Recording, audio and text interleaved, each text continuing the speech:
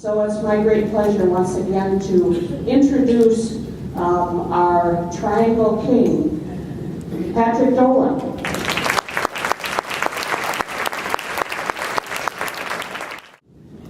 Here's what I'd like to do. Obviously our theme today is, and tomorrow, is to focus fairly carefully with Steve here from Gates and with Rob Myers tomorrow.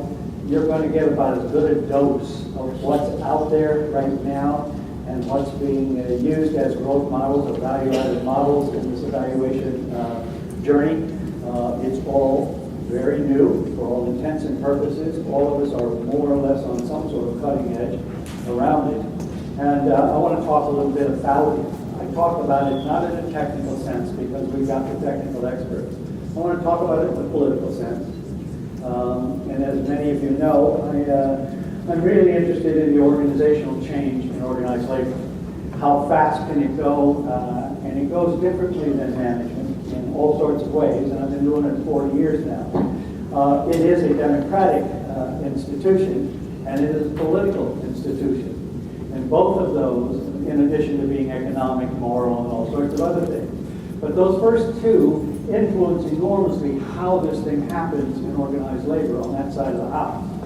All right? And so I will talk a little bit about the two unions because they're different in some ways and how it's proceeding. But as the whole country moves and as the RTT states move in different ways, and as we move at local levels under the pressure of the SIG grants and some of the schools being way out in front, all of that is just stop and thought about it for a minute. The SIG grants and the RTT states are going to move early on this thing because that's their mandate. Right? So we're going to get early discovery on this, discovery in quotes, on this evaluation process. Notice the frame itself. The frame itself is already introduced and being changed in the room from a union perspective as it should be. This is about teacher evaluation. It is also about teacher effectiveness. And Randy Weingartner, president of the FT, in some senses I still think says it best, and I think it certainly is my preferred way of talking about it. This is the professional journey towards learning. And we were not a profession learning as an institution if we had no feedback around how we were doing after our fourth year of practice for the next 35 years. Every other profession had deeply built in information from trusted resources around how they were doing. If you're a thoracic surgeon, you go every 3 years to Boulder, Colorado, and you are reassessed in terms of new board certification. Except for, 10 years ago, the National Board certification and so forth, if we were out there practicing, the danger was that we practiced in isolation, alone, with almost no data, all right, for a long period of time, and that is the definition of non-professional. A professional practices in public, driven by data, and driven by new practice. That's the definition of a profession. And the lovely thing about the way this thing's not, it got early in some senses, this is about bad teachers. This is not about bad teachers. This is about the profession saying, what data are we going to use to learn forever in our profession? What do we trust in terms of the sources of that data? Whom are we going to use to give us that data and to help us understand it?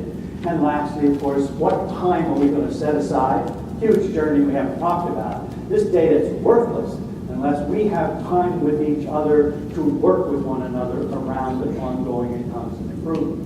So we have to build in a couple of hours every week, all right, to talk about data about children, and the data about children is data about us as well.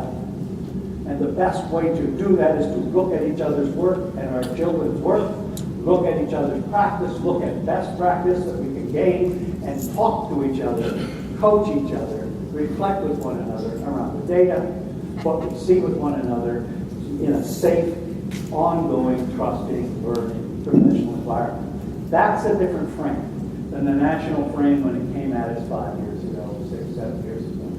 It's really important to think a little bit about the frame and how you take it back into your constituency. Because if the national frame around attack is the frame that your people hear and take with them around this, we're not going to get the first base on this thing. All right? But if the frame is that you are deeply involved, and that you are helping with committees, task forces, to work on this issue, and we are working on it because of professional growth and reflection and an ongoing improvement of the profession, that's a different frame for them and a very different, in quotes, sell. Very different kind of acceptance. So the first thing I wanted to simply say is that let's look at that politically, because that's being framed in different ways in different states. And as I say, the union is built in such a way that this thing's going to come at us unless you have unifying moments, like Turn has evolved to be. We have no idea in some senses what the world is happening. We're in Peoria, then we're in Illinois, or God help us, we're in Wisconsin right now. All right, Sid and I were together yesterday in a union management committee up in Milwaukee. But it comes at us very, very differently. And it comes at us differently than it's coming at us in Florida or Massachusetts and so forth. But it all kind of, it culminates, if you will.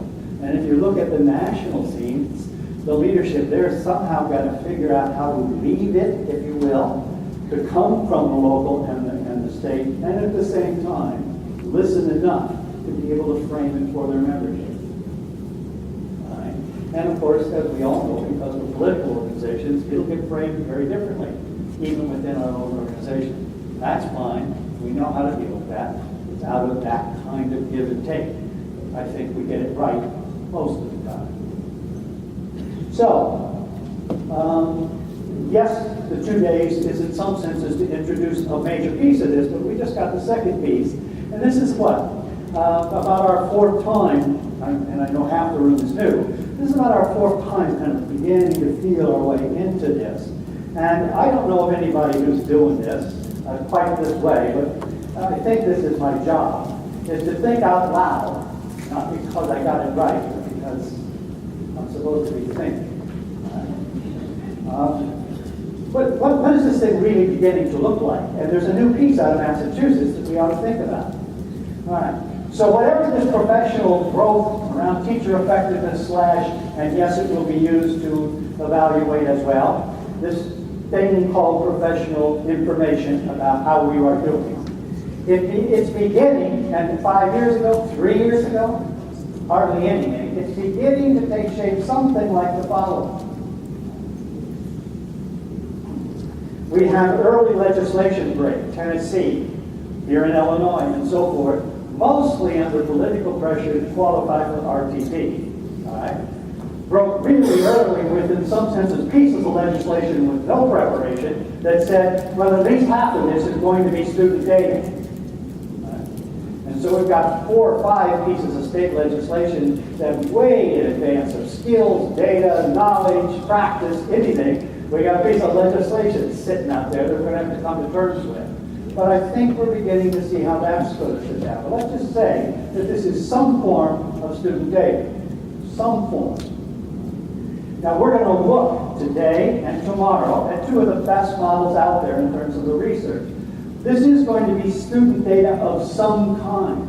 All right? But it may end up being, in many ways, pieces of student data of which test scores may be this piece.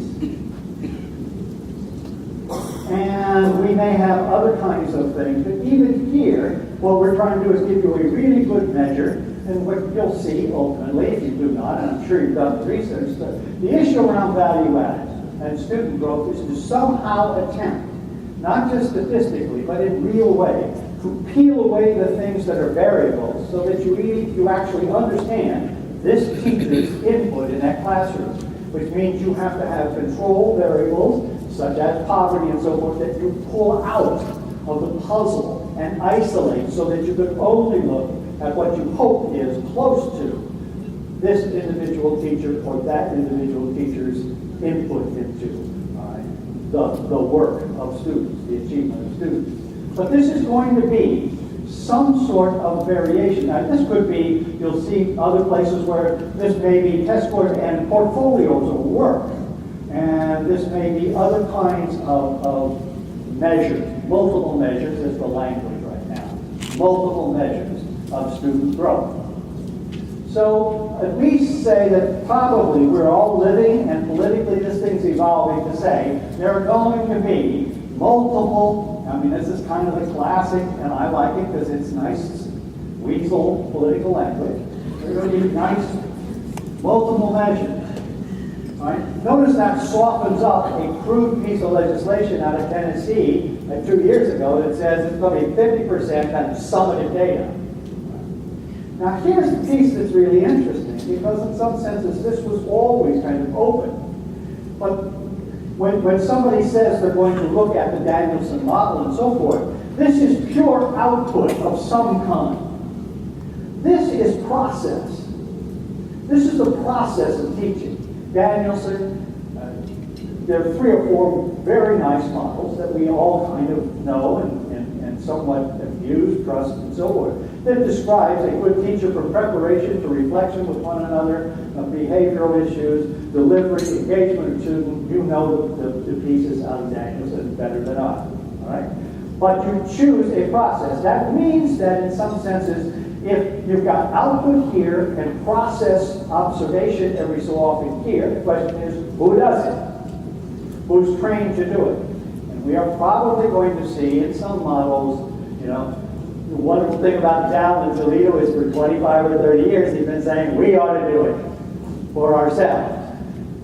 As lovely as I hear that, in some senses, this is going to be done by principals